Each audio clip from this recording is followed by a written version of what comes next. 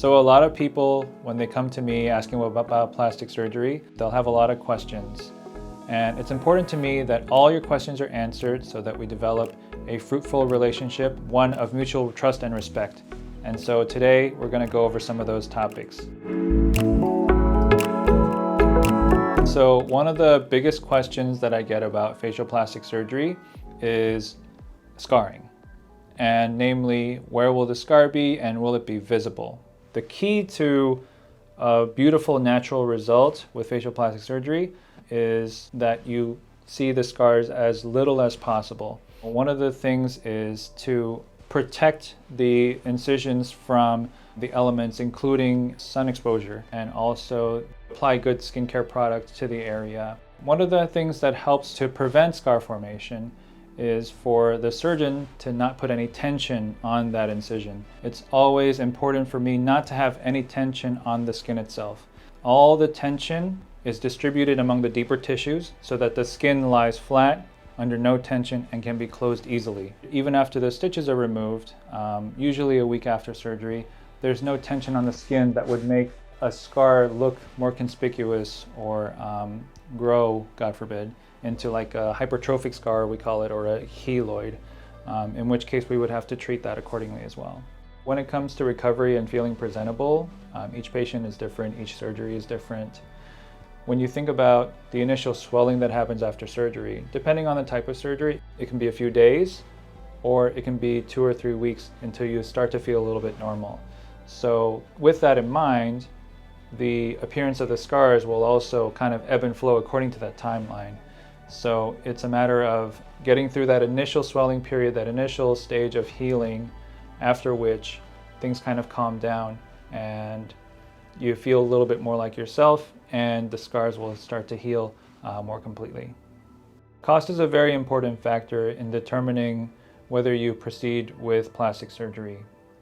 It's not every day that you invest in your own beauty in such a major way. I always think of the world of aesthetic beauty in medicine kind of like a swimming pool. You know, the shallow end is kind of your lasers and injectables and things like that. And as you get to the deep end, you're talking about surgery. So this is a true commitment of, you know, not just your time and money, but also your emotional commitment in terms of what you want your appearance to be in the end, and also you're trusting me and my team with that process. The right mindset towards the actual monetary cost of surgery is an investment in your own unique beauty.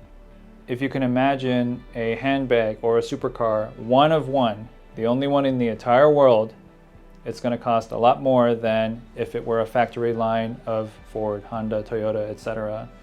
So your own unique beauty, how you portray yourself to the world, your identity is really wrapped up in what it means to undergo plastic surgery, especially for the face and neck. So don't think of your beauty as something that can be a bargain or a Groupon or a discount. Our prices, you know, I would say are very fair according to market value, according to the intended result, according to the patient satisfaction rates. Think of undergoing facial plastic surgery as a direct impact on your life. Quite a lot of these facial plastic surgery procedures are life-changing. And if that investment gives you a return on your investment in terms of how it impacts your life, then that would be how you would consider the cost of surgery.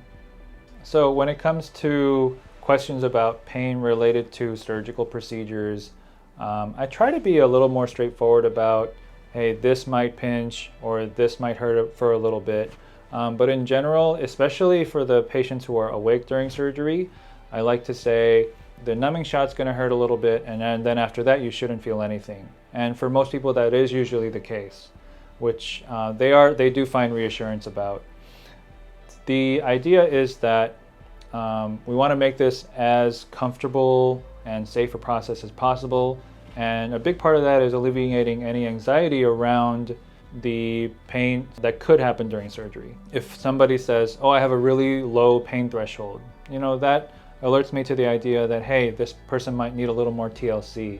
Regardless of how much numbing medicine or other alleviating measures I might give, it's really a relationship process in terms of helping the patient go through their pain, not just actual physically, but also just mentally getting over that hump. Always at the beginning of surgery, we numb the area before we perform the surgery.